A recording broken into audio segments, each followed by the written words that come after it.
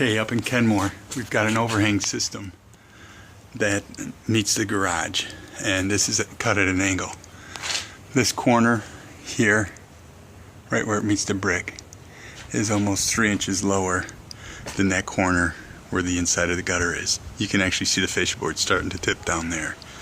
So no matter what, this water will not go that way, and that's the way we want it to go. So it'll flow down to the other side of the garage where the downspout is. This is concave, also sagged probably close to 4 inches. The membrane, if you can see it, the membrane, there's a big gap in the roofing membrane there. What that means is the membrane is actually adhered or fastened to the main part of the house, and the framing is coming off of the building.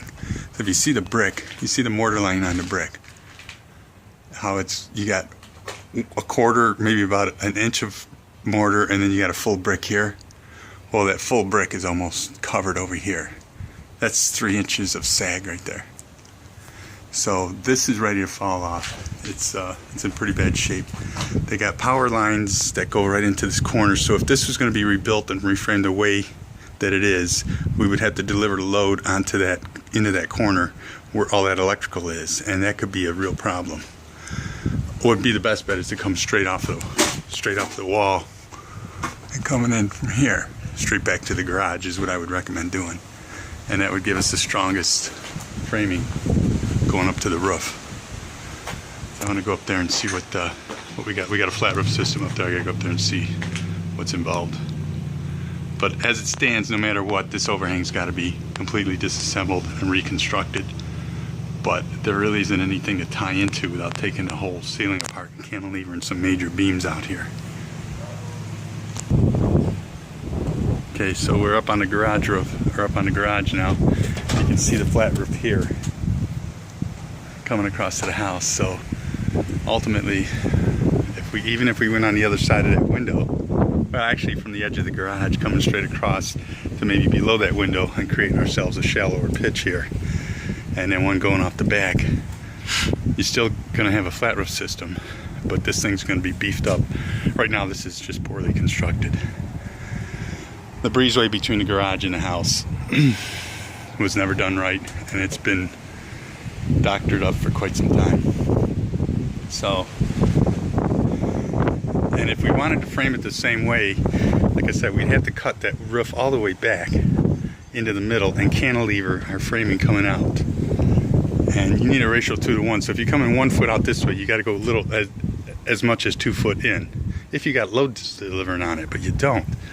So this flat roof was just a mess. If they would have beamed off from the corner of the house into the garage and then set some columns on or some roof rafters on it, that would have been another option. And that can be done too. So there's 4 different ways to do this. The best way is just to put a pitch on it, give it a better pitch, alleviate this lower gutter here. You're still going to have roof water that's going to want to come in here, and we got to get it delivered to the garage. But I'm going to go around the back and see what's over there.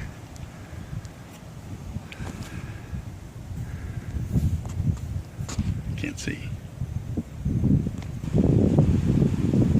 Okay, now that I got a bird's eye view, I don't know if this chimney's operable or not. But yeah, coming in somewhere around here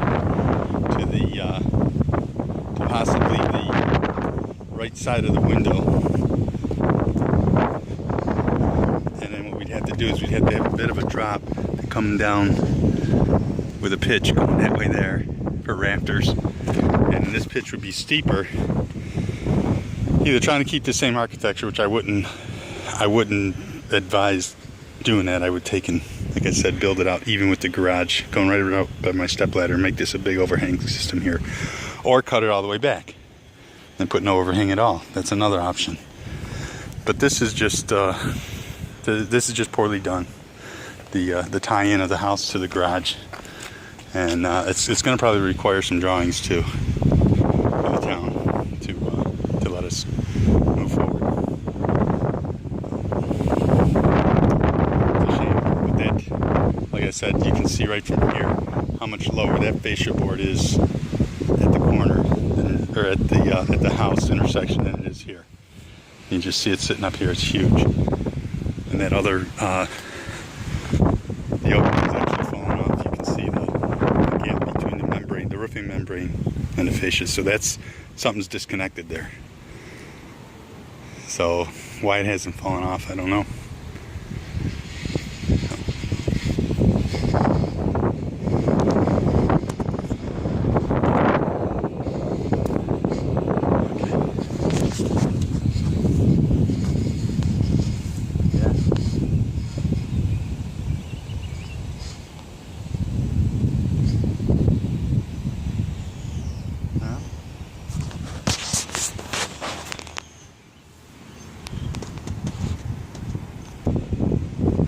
I'm thinking of it, we do have an option to come in across here with a header through the brick into the house, and then cut this roof edge back and just put our common rafters in coming this way here. This gutter would, in other words, be cut, and we would just have a shallower flat roof here, but we'd end up probably having to roof this whole flat roof section as to not create leaks down in the living area. And this flat roof membrane actually should be up on the shingle roof, not vice versa.